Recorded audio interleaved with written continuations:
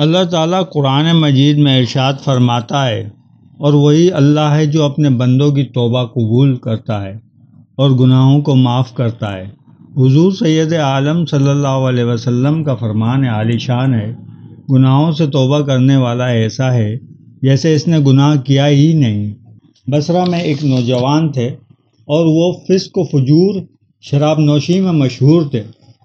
ایک دن حضرت حسن بصری رحمۃ اللہ علیہ کی مجلس میں آ گئے۔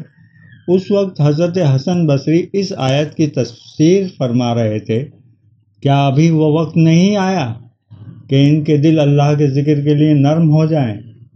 اس قدر مؤثر واعظ فرمایا کہ لوگوں پر گریہ طاری ہو گیا اور وہ لوگ بے تحاشا رونے لگے۔ ایک نوجوان کھڑا ہوا اور کہنے لگا، اے نیک آدمی، کیا اللہ مجھ جیسے فاسق و فاجر کی توبہ قبول کر لے گا؟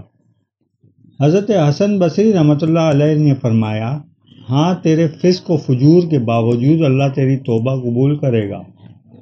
جب عتبہ نے یہ بات سنی تو اس کا چہرہ زرد پڑ گیا اور سارا بدن کانپنے لگا، اور اس نے یہ شعر پڑھا، اے عرش والے کی نافرمانی کرنے والے، تو جانتا ہے کہ گناہ گاروں کی سزا کیا ہے؟ پھر دوسرا شعر پڑھا، نافرمانوں کے لیے جہنم ہے جس میں گرج ہوگی، اور جس دن پیشانیوں سے پکڑے جائیں گے اس دن غضب ہوگا۔ پھر تیسرے شعر میں کہا، بس اگر تو آگ پر صبر کر سکے تو نافرمانی کر، ورنہ نافرمانی سے دور ہو جا۔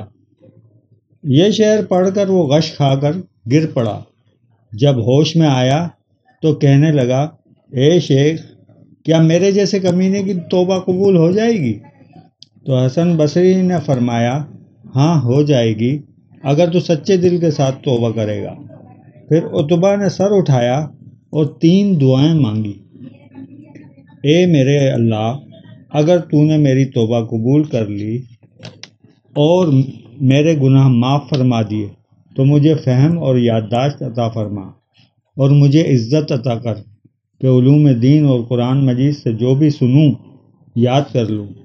دوسری دعا کی، اے اللہ، مجھے حسن آواز کا اعزاز عطا کر کہ جو بھی میری قرأت سنے اگر وہ سنگ دل ہو تو اس کا دل نرم ہو جائے۔ تیسری دعا مانگی، اے اللہ، رزق حلال کا اعزاز عطا فرما، وہاں سے روزی عطا کر جہاں میرا گمان بھی نہ جائے۔ اللہ تعالیٰ نے اس کی تینوں دعائیں قبول فرمائیں۔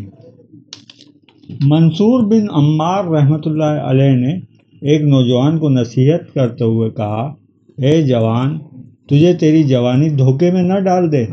کئی جوانوں نے توبہ میں دیر کر دی، لمبی لمبی امیدیں رکھی، حتیٰ کہ انہیں موت نے آ لیا۔